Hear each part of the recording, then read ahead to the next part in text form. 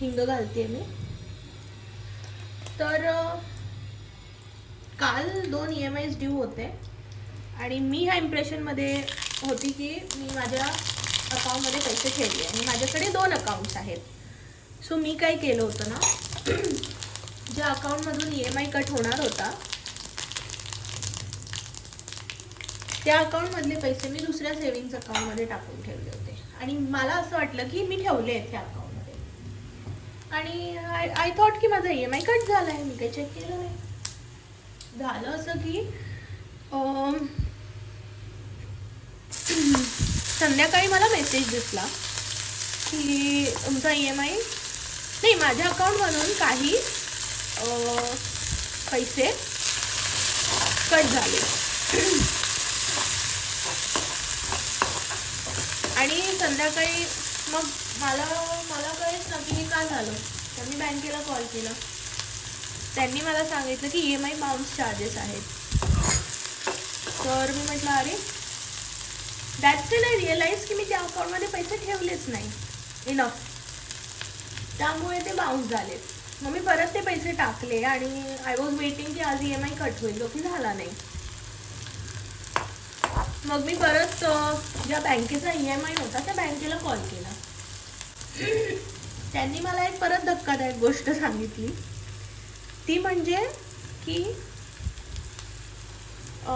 जे 1500 रुपये माझे कट झाले चार्जेस, बाउन्स चार्जेस म्हणून, ते त्यांनी नव्हते केले.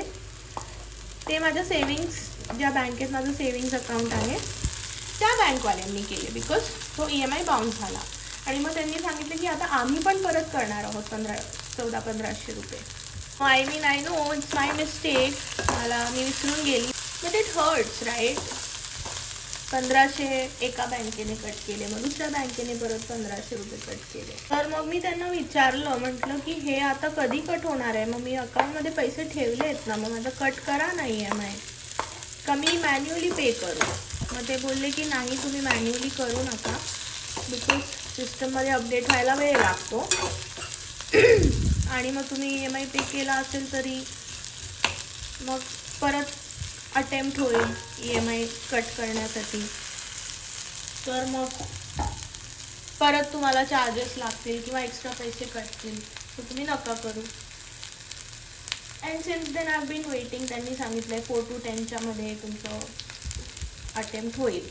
तर आता EMI कट होणार आणि परत ते माझे 1500 रुपीज त्यांच्या साईडने कट करते, म्हणजे 15 इकडे आणि 15 तिकडे, असं 3000 रुपीज मला एक्स्ट्रा चार्ज पडलेला आहे. आणि मला आता खूप टेन्शन आलं आहे. काय करायचं आता. ते 3000 रुपीजमध्ये मी खूप काही केलं असतं. माझी चुकी झाली. मी लक्ष ठेवायला पाहिजे होतं.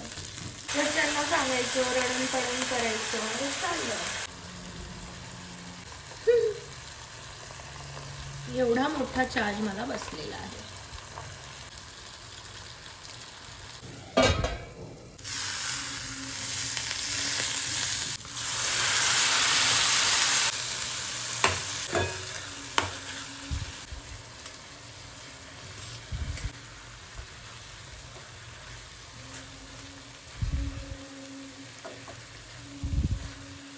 हे पोहे छान असे मिक्स करून घ्यायचे.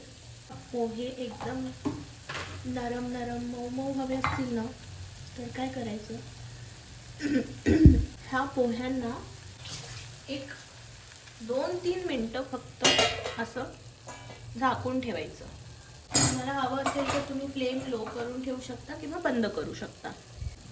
म्हणजे काय होतं, ती स्टीम त्या पोह्यांना लागते आणि ते पोहे एकदम असे खिलखिले होऊन जातात मस्तपैकी. क्या बात है, क्या बात है. हे बघा पोहे. चला